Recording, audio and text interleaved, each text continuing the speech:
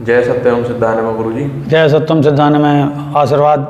गुरु जी, भक्तों के बहुत सारे क्वेश्चन रिपीट हो रहे हैं बार बार आपकी वीडियोस के बाद, तो मैं उनमें से दो आपके सामने पढ़ने जा रहा हूँ। स्वामी जी को प्रणाम। स्वामी जी, मैंने आपकी त्राटक की वीडियोस देखी हैं, दर्पण त्राटक, बिंदु त्राटक आदि, जो बहुत लाभदायक हैं, पर मेरा प्रश्न ये है कि सबसे पहले कौन सा त्राटक करना चाहिए। दूसरे वक्त का सवाल है, गुरु जी नमस्कार, पद्मासन को लंबे समय तक लगाने के अभ्यास के बारे में बताएं। ये दोनों प्रश्न दोनों साधना करते हैं और उस भक्त को आशीर्वाद प्रयत्न कर रहा है वो। तो पहला जो सवाल है, त्राटक कौन सा करना चाहिए, प्रारंभ किससे करना चाहिए। देखो, त्राटक का अर्थ, पहले त्राटक का अर्थ जानो। तिर अटक अर्थात एक दृष्टि ये और एक दृष्टि ये, इसकी रेज अर्थात ये दोनों दृष्टियां किसी एक, क्योंकि मन सबके पीछे है, कारक कौन होता है, मन के पीछे आत्मा होती है। तो मन के द्वारा दोनों, जो मन के दो पार्ट हैं, एक शाश्वत ज्ञान वाला और एक जो है प्रयोग ज्ञान वाला, और वही जो है ऋण और धन के रूप में बाहर शरीर के रूप में बटा हुआ द्वैतवाद में। तो जब दोनों आंखें किसी भी एक बिंदु पर रोक दी जाए या कहीं भी हम एक जगह ध्यान लगाएं तो उसको बोलते हैं त्राटक, ये विषय। तो त्राटक, अंत्य त्राटक और बहिर्त्राटक, ये है इसका विषय। तो आप जो कि बहिर्त्राटक का विषय आ रहा है, तो इसमें मैं बताऊं ये त्राटक किस प्रकार बटे हुए हैं। तो त्राटक बटे हुए हैं, जैसे हम बिंदु त्राटक करते हैं। बिंदु का अर्थ होता है बीज, बीज को चैतन्य करना।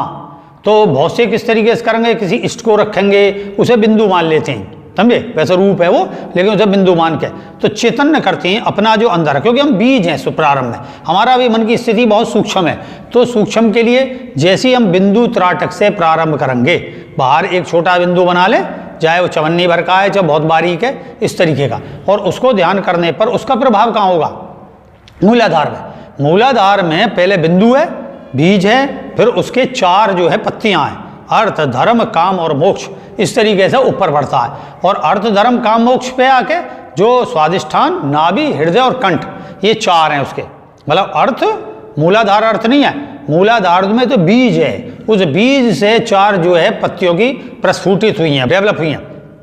डेवलप किस रूप में, तो यहाँ से क्रिया चलेगी, क्रिया नीचे चली मूलाधार में, प्रतिक्रिया आपका मूलाधार, स्वादिष्ठान, नाभि और हृदय और कंठ। अर्थ, स्वादिष्ठान, नाभि जो है वो आपका काम, और हृदय जो है धर्म, और ये कंठ जो है मोक्ष का विषय, ये परातत्व है। और तो पहला जब हम बिंदु त्राटक करेंगे, उस बिंदु त्राटक करने से आपको मूलाधार में आपके मन की जो दोनों गतियां हैं, जो आप त्राटक करते हुए, ये त्राटक वहाँ स्थिर हो रहा है, लेकिन इसका स्थिरता स्वयं भी प्रतिबिंब के रूप में, प्रतिक्रिया के रूप में मूलाधार में हो रहा। मूलाधार में अपने आप बिंदु त्राटक घटित होगा, बीज जो है आपके उसमें चेतनता आएगी और वो चार पार्ट में बटेगा। तो अब क्या होगा, जैसे हम कहाँ रह रहे हैं, पृथ्वी, तो पृथ्वी पर आपका जो ये तत्व है, पृथ्वी तत्व, ये सबसे पहले जागृत होगा, वो होगा बिंदु त्राटक के माध्यम से। फिर आता है स्वादिष्ठान। स्वादिष्ठान में कौन सा विषय है, जल तत्व। तो जल का कौन सा विषय हुआ आपका, जो आप किसी, जैसे आप चंद्रमा का कर रहे हैं या किसी ठंडी वस्तु का ध्यान करने पर होता, उसमें आपका ध्यान का विषय किसी भी इष्ट को होता है, या नासाग्र वगैरह पे करते हैं, ये सब विषय।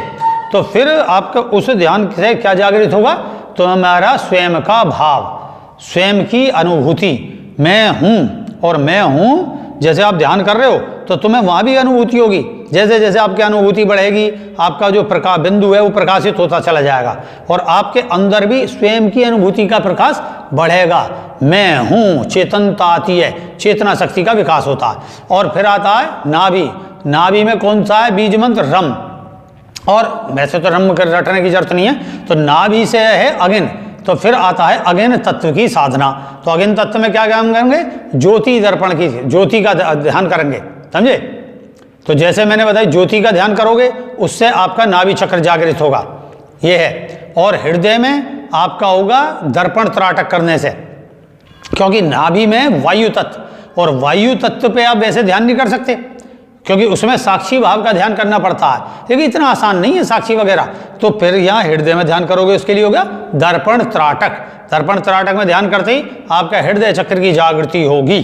कंठ चक्र है आकाश तत्व। आकाश तत्व में क्या होता है, फिर जैसे आप किसी न किसी निराकार स्वरूप का ध्यान करोगे, उसमें अब ये ज्योति वगैरह ये एक तरीके से फिर भी रूप है, बिंदु भी बीज रूप है, तो आप कैसे ध्यान करोगे कि आपके अपरिमित ज्योति का ध्यान करते ही नाक पे ध्यान करोगे, या फिर केवल खाली फर्श को, खाली फर्श और उसके बीच में, मतलब जैसे ये फर्श है, मैं इसको देख रहा हूँ ध्यान से, देखते देखने के बाद में छोटे छोटे कण से इकट्ठे हो जाएंगे, तो फिर मैं यहाँ अपने और उसके बीच में एक बिंदु बन जाता है, उसका ध्यान का विषय हो जाएगा, ये आगे बढ़ जाएगा, तो आप में जो ज्योति है वो प्रकाशित होकर वो वहाँ दिखाई देनी शुरू हो जाएगी।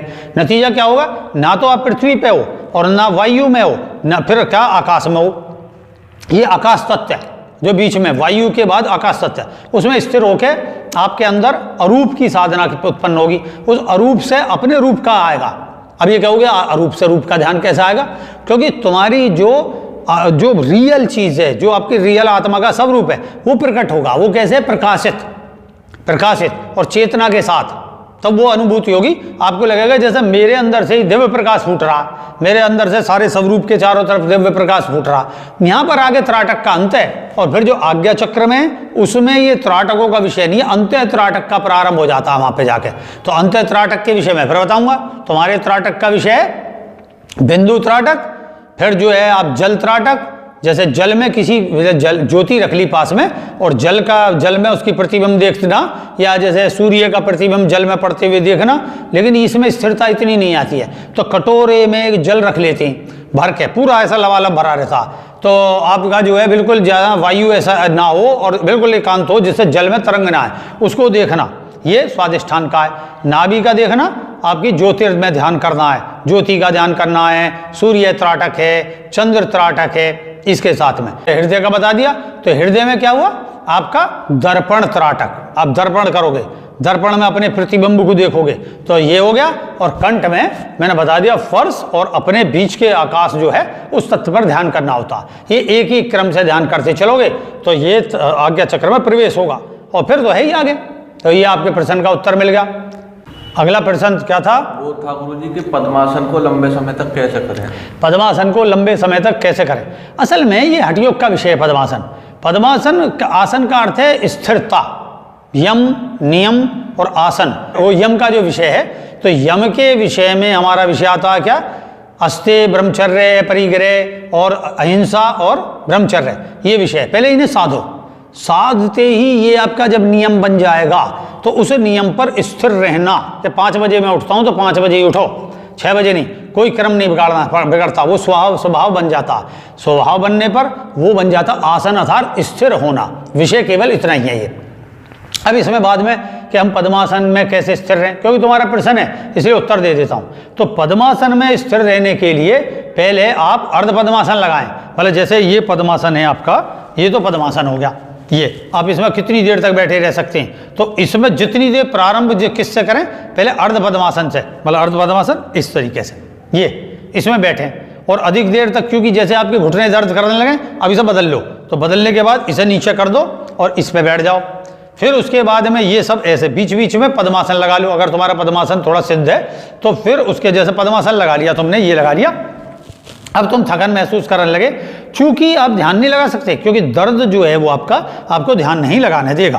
परिणाम स्वरूप क्या होगा कि आपका मन चित्त एकाग्र नहीं होगा और आप ध्यान समाधि में नहीं पहुंचोगे। तो इसमें क्या करना चाहिए, अपना जाप, हवन, आप हवन करें अधिक से अधिक और जाप करें, तो आपका क्रियात्मक कार्य होने की वजह से तो आपका ये आसन में कभी ध्यान भटेगा और कभी ध्यान लगेगा।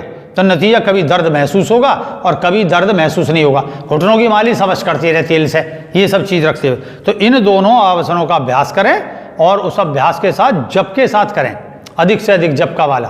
तो रेही क्रिया योग करने वाले के साथ में तो अपने आप सारे सज जाते हैं। इसलिए जो रेही क्रिया योग करेगा उसे विभिन्न आसनों की कोई जरूरत नहीं है। वो जैसा बैठा है, डूबने का क्या है, जैसे तुम ध्यान में बैठते हो, किसी के याद में हो, तो आपकी कोई सी भी अवस्था हो उस याद के कारण वहीं पहुंच जाते हैं। हम फिल्म देख रहे हैं, 2-2 फिल्म देख लेते हैं और सीट पे हमें महसूस नहीं होता, लेकिन जैसे हमें एकांत आता है और हमें ऐसा कोई विचार ना होता है तो हम बेचैन हो जाती। तो यही विषय इसका है। तो ऐसे स्थिर होकर अपना ध्यान करें, लेकिन जप के साथ या हवन के साथ। आसन को स्थिर बनाने के लिए यज्ञ है और आसन को स्थिर बनाने के लिए जप तप है, ये विषय है। तो इससे आपका प्रश्न का उत्तर मिल गया होगा। इस प्रकार अभ्यास करें और आपका कल्याण हो, आपका अभ्यास बढ़े। इसके साथ जय सत्यम सिद्धाय नमः। जय सत्यम सिद्धाय नमः।